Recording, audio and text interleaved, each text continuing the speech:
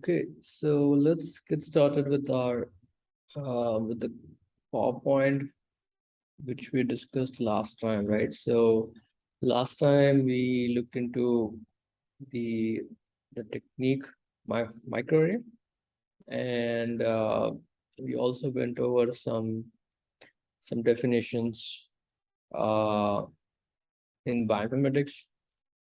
So I'll just try to give you more explanation on what is this technology and how it works, right? So in the same PowerPoint, the next slide here gives the illustration of this microarray technique. And what you do is, as we discussed last time, you have the cDNA probes, right? So you take your, say, for example, you have a cancer subject and they have a tumor.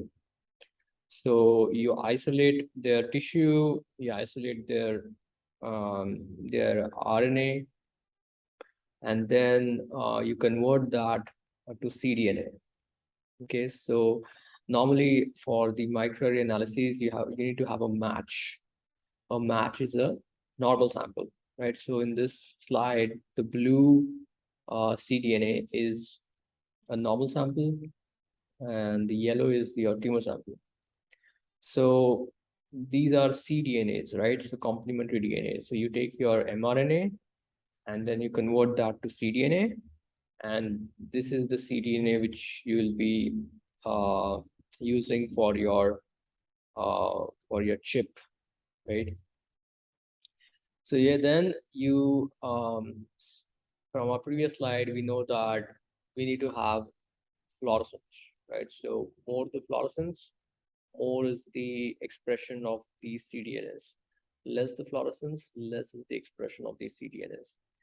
But now these are just cDNA strands, right? So you don't have any Excuse me, sir. Did you say the less the what? cDNA, No, less the what? The less the expression? less the expression of your cDNA, complementary DNA. Less the expression of fluorescence, less the expression of cDNA. More the expression, more the fluorescence, more is the expression of your cDNA, right? Fluorescence. So but now at this point here, right? So at this point here, there is no fluorescence tag here as such. It's just complementary DNA. So you need to add a tag. You need to add a fluorescence tag. So what you do is, there are some strands for fluorescence tags, right? So there are some short strands which you can add as primers on these cDNA strands. So they will go and bind to the cDNA, and then you can do a real-time PCR to do the amplification. So you will end up with cDNAs with fluorescence tags, right? So you would have fluorescence tag attached to these cDNAs. Then you need to just combine the equal amounts of your normal and your tumor sample, and then you just mount that drop on this microarray chip, and then you scan it. After scanning, you would see these fluorescence intensity values on the chip, right? That's it. So that's your microarray technique. It's a simple comparison of tumor and normal samples. And the goal of this experiment is to see which genes or which cDNAs are overexpressed or underexpressed or not expressed in tumor samples compared to normal samples. Any questions?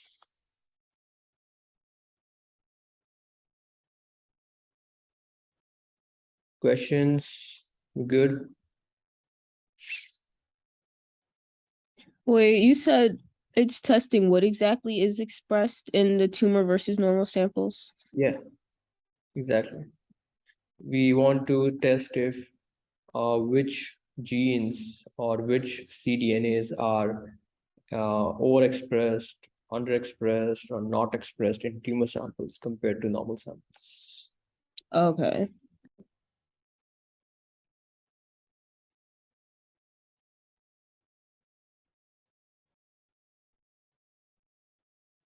Right.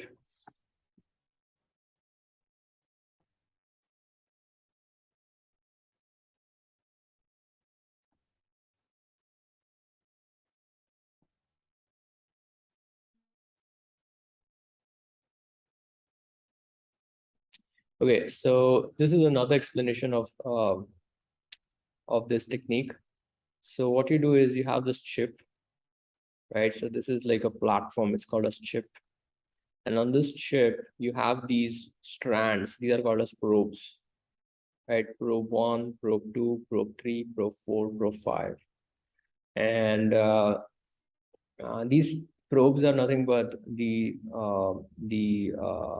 basis, right? Basis for these genes, right? So basis would be like A, T, G, C, right? So unique nucleotide basis for each of these genes. And so these are known genes, known probes. If you don't know the gene sequence, then you cannot analyze it, right? So, but we know that there are more than 20,000 genes. So we know that there are these 20,000 genes, so we can make 20,000 probes, and then you can add it on this chip.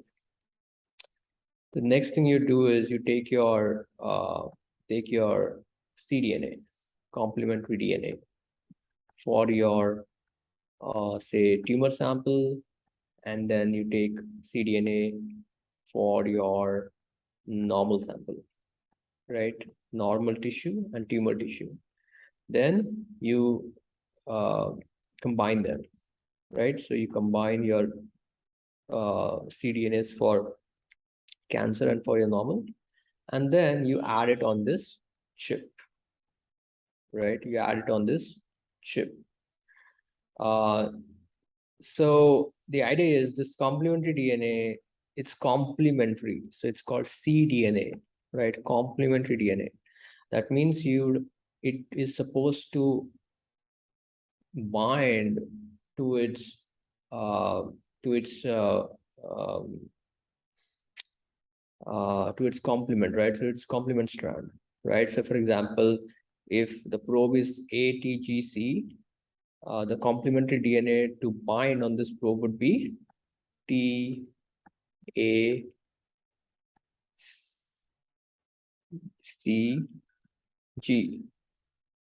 right?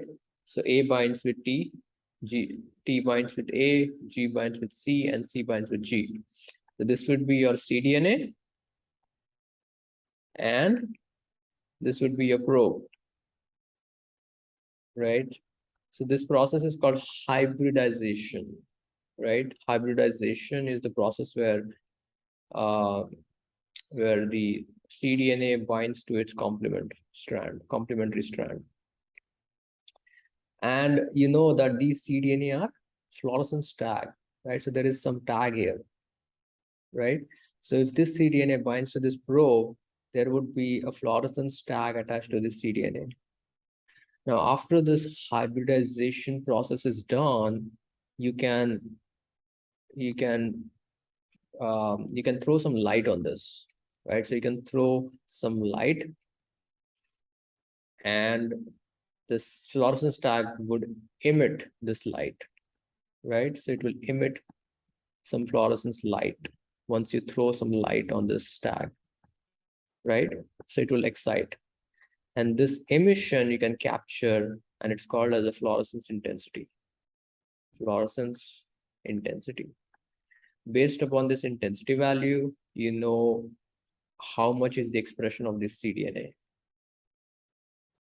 More the fluorescence intensity value, more is the expression of this cDNA. Less the fluorescence intensity value, less is the expression. And there can be no expression also, which is insignificant. That's all. That's the simple technology of microarrays. So what's the purpose of them, like, of combining the tumor and this normal one though? Like, how would you tell the difference? Right. So this cDNA, it would be tagged by a fluorescence uh, fluorescence sequence, right? Fluorescence tag. So say if this is tumor, it would be tagged with red fluorescence. And if this is normal, we can tag it as with, say, I don't know, some green fluorescence, right? The reason for this is you want to study what happens in tumor when you compare it to normal samples, right? So you need to have both these cDNAs on the same chip. It's one experiment. So you want to try to compare the tumor samples with normal samples. So it has to be combined. You want to understand which genes are affected in tumor when you compare to normal. And to do that, you need to tag it, but then you can tag tumor genes with red fluorescence and normal genes with green fluorescence. At the end, you can excite it with different intensity colors, right? So red can be excited with a different light, green can be excited with different light, and then the emission for fluorescence of red can be captured, and the emission of fluorescence for green can be captured, and based upon those intensity values, you know how many reds are expressed, how many greens are expressed, and then that is how you know or compare the tumor and normal samples. Does that make sense? Okay, yeah. So because they are separate colors, that's how you're able to show which specific one is like expressed for the tumor and the normal. Yes, exactly. Okay. Thank you. So that's your uh, microarray, and so this is a very simple illustration, right? So you just have 5 genes here, 1, 2, 3, 4, 5. But on this chip here, on this platform, this chip, there would be like 20,000 of these probes, right? So it would be like 20,000, 20K. It's a lot many probes, right? So these are very unique and very special chips. There are not many companies who produce these chips, um, but the most popular companies would be, say, Affymetrix,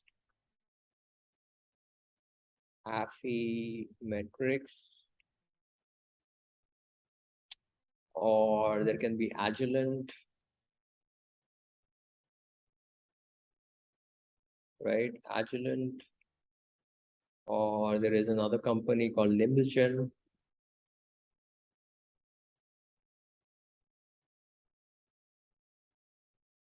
So I guess these are the big players for producing these microarray chips. Then obviously you can think the cost, right? So getting these probes on a chip, and you need to have like a very quality standard for each chip. You should not have missing probes, missing genes. Um, so it was a costly technology uh, initially, but then um,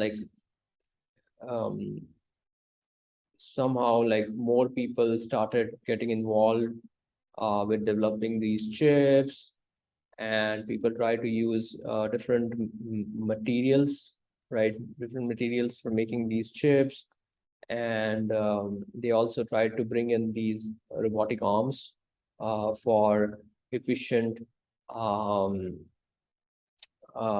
efficient hybridization of these cDNAs and these probes, and it should be quick. Um, so eventually the cost did drop, and many labs, they started using these chips. Um, but at this point, this technology is uh, is getting little obsolete. Can you give me a reason Can you think of a reason why this technology may eventually end or become obsolete? What do you think? The expense of producing the chips. At this point, it's quite nominal. People can produce and can afford, and that is fine. What else can you think? Real-time PCR, is that an alternative to this? No, I don't see that an option. How would you test like 20,000 genes on a RT-PCR? It's difficult. Yeah. Any other? Is like the amount of time it takes, is that a lot or not really? You have these robotic arms, so it's fairly quick. I mean, if you can do this process like today, and then you should have your intensity values like say couple of days. So not bad. You're missing like a very big and important point, which is seen on this sketch which I made.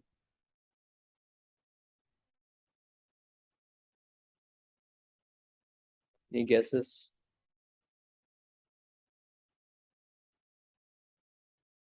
Is it something to do with the accuracy of this?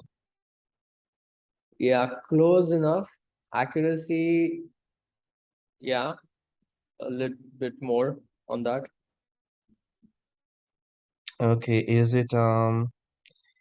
this test give you enough qualitative information as to how much of each one is there, as to how much normal and kind of tumorigenic sequences are there? Yes, and partly you're right. So how many sequences are there? So, okay, so partly you're right. Um, as I said, this chip has probes. So these are known genes. So we know there are 20,000 genes, so there should be 20,000 probes. But is that number like uh all of the genes? Do I you was also wondering, will the tumor genes adhere to it well if they have mutations in them? yeah, so if you know there are mutations, you can develop probes based upon those mutations also. That is also correct, but there would be like some novel mutations which you don't know. So you cannot develop the probes, right? But the main idea is if you are not aware of any gene, right? Because there are not like there are more than 20,000 genes. We are like we don't even know how many genes are there, how many functional genes are there, then what are the mutations, what are the SNPs, right? Are there any polymorphisms in those nucleotides? So if you don't have that information, you cannot develop a probe, right? So this technology is it won't measure the expression of those genes, of novel genes, of unknown genes. And so this technology is now getting obsolete. People are not using it. Because 20,000 genes we know, but then there are many more genes which are discovered every day, every month, right? Which cannot be analyzed by this technology. Initially, it was fine because there was no technique to do such analyses, right? To compare these samples and at least to understand the functions or the changes in known genes, right? This was a novel technology because this was the only way of comparing things of for at least for like known genes. But eventually there are many more genes, and so you don't get a complete picture of all the genes, right? So that is the main reason why microarray is now like is getting people are not using much. Do you know what technology has replaced this technique?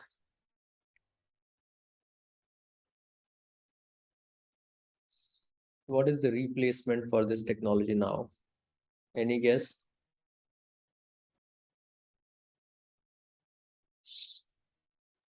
No, I don't know which technology has replaced this. Which? Yeah, I said I don't know which technology. I can't think of one that would replace this in particular that I've heard of. Yeah, me neither. Right. So have you heard about sequencing? Oh, so are you talking about next gen sequencing? Is that what replaced this? Yeah, next generation sequencing. Oh. So next generation sequencing is the technology which has replaced microarrays. But it's still using the same visualization technique, isn't it? And it still uses probes also on chips, doesn't it? So No, no. I remember learning that. I don't know. Yeah, so next generation sequencing, it does not use probe. You look into the entire genome, entire human genome, say for example, and it's completely different from what we have discussed here, right? So with next generation sequencing, for now, you just remember that you can analyze anything and everything inside that genome, right? So introns, exons, known genes, unknown genes, garbage genes, splicing, right? Anything which is present with the genome at that point can be understood by sequencing, right? So people use sequencing. Now, obviously, it's a different technique. It works like nowhere related to microarrays as such. So probably in next classes, I'll give you a description on what this technique is, how it works. But that's like a very solid replacement for microarrays, right? And obviously, technology is different, so the analysis is different. The analysis packages are different. So just remember that microarray and sequencing are two techniques. Microarrays are for limited number of known genes. Sequencing is for everything, every section in the genome. Okay, that's all. So the next thing which I want to do is I see that you have followed me here. So I see your names here. These are you, right? Yes. Yes. Okay, so your repositories are still empty. So what we should do today is so sign in your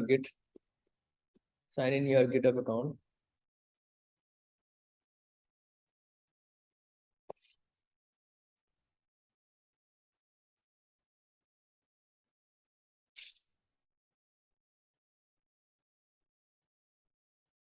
I send it to. Okay.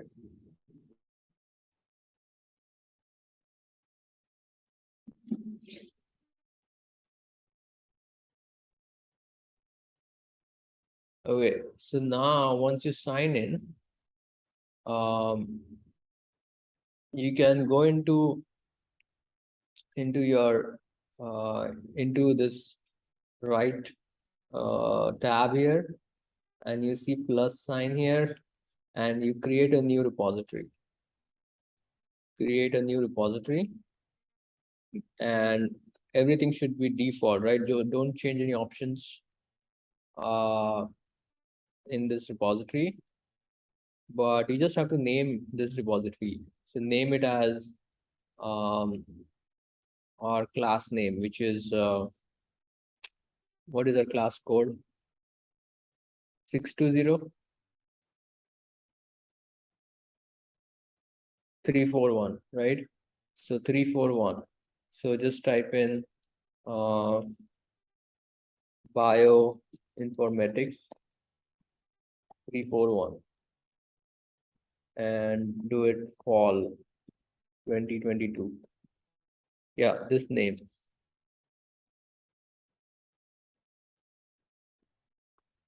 Okay. So name your repository as bioinformatics 341 fall 2022, and then you create your repository. Okay, once you create your repository, then you can go into your repositories section on the right side here, right tab here, your repositories, and you should see your bioinformatics 341 repository somewhere here.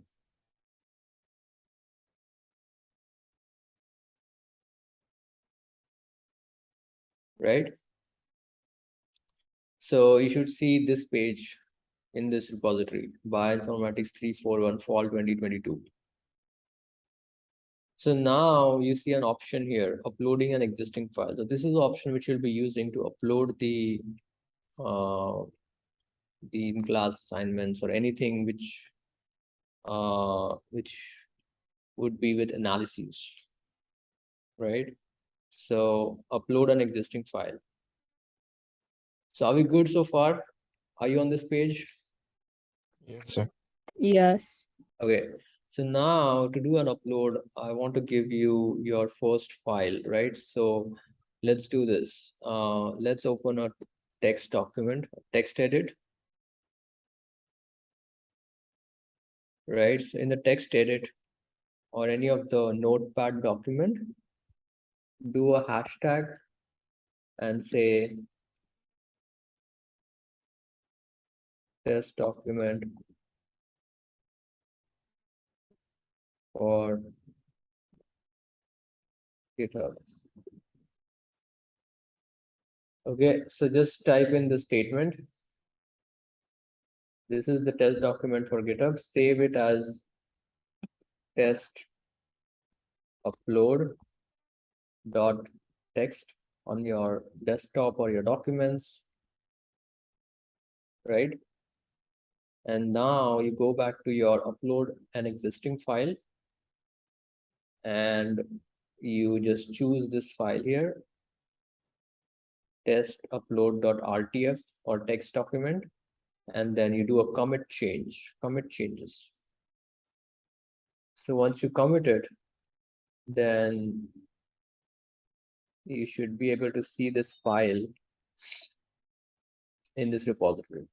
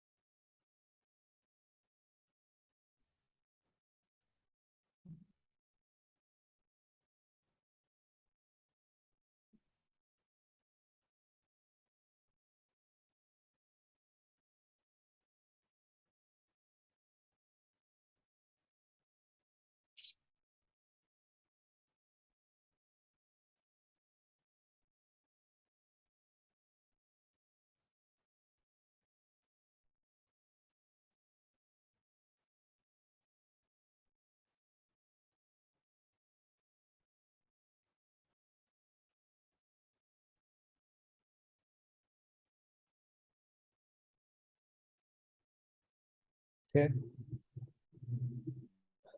All right, so that's it. So this is how you do upload. So there is this one way of doing upload, right? So this is the file which has been uploaded. This is the test document for GitHub, and it's present in my this fall 2022 repository.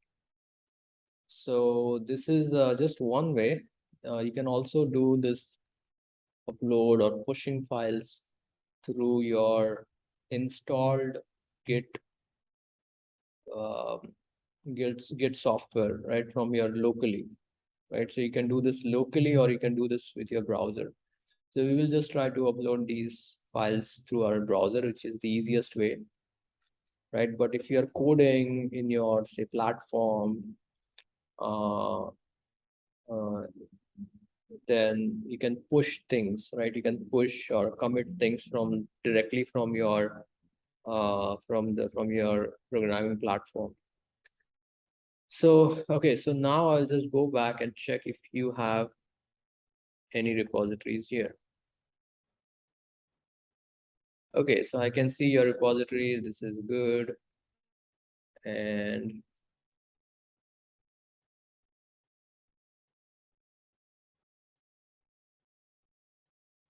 and I can see both of your repositories. Okay, that's it. So do you have any questions with Git uploads? I can see, yeah. So this is like whenever we have like assignments, that's how we upload them basically. Yes, this is what you do. Okay. So I see it's fine. It works fine for both of you. And if I ask you for an assignment, then this is where you will be uploading your assignments, and I'll be using this repository for this class for grading your assignments. Now, obviously, you can use this platform for other classes and other assignments, other projects. You just have to make different repositories, right? And then you have to direct people to those repositories. Now, this repository is public here, right? So this is public, so I can access it. But if you make it private, then I won't have any access to this, right? So that would be a private repository. But this class will just keep everything public, and all of our assignments on this would be public. Okay, that's it. Any questions so far?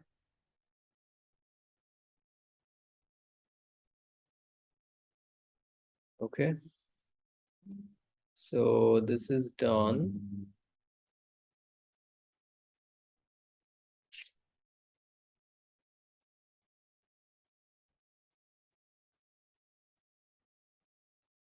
All right, so this is your microarray technology. And this slide here, it also presents you the same information. The second slide here also gives you this same information, right? So in this case, you have your mRNA from this fish.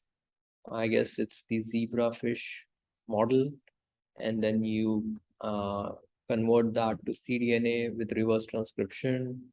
Then you combine them, and then you add it on the chip, and then from the chip you measure your fluorescence intensity values, and then you can see that there are two fluorescence colors here. One is your green color, one is your red color. So red would be for like for this treatment, I believe. Green would be for your control, and then you can compare red and greens to understand what are the gene changes in red when you compare that with green. And finally, microarray technology, we can now make time series of activity of 22,000 genes, and these are also called as genome-wide expression profiles. Okay, so genome-wide expression profile is where you are studying the expression of genes for time points, right? Time points. So 0 time point, you do the microarray, and you understand the gene changes. 1 hour time point, you do the microarray, you understand the gene changes. Then 2 hour time point, the 3 hour time point, 4 hour time point, n-hour time point, right? So at different time points, you can study the expression of genes. And it's so this process is called as genome-wide expression profiling. Okay, genome-wide expression profiling is where you analyze the expression of genes at different time points, right? Okay, that's it. So probably I think in the next class I will show you the data bank for microarray. So gene expression omnibus, this is the database for expression profiling. It has different data sets, right? So it can have like microarrays, it can have sequencing data bank. So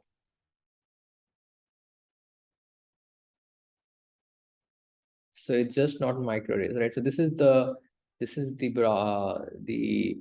database which I'll be discussing, and then we'll be using this for getting our sample microarray data for analysis. All right, so that's it. Do you have any questions? If you don't have questions, I think we are done for today.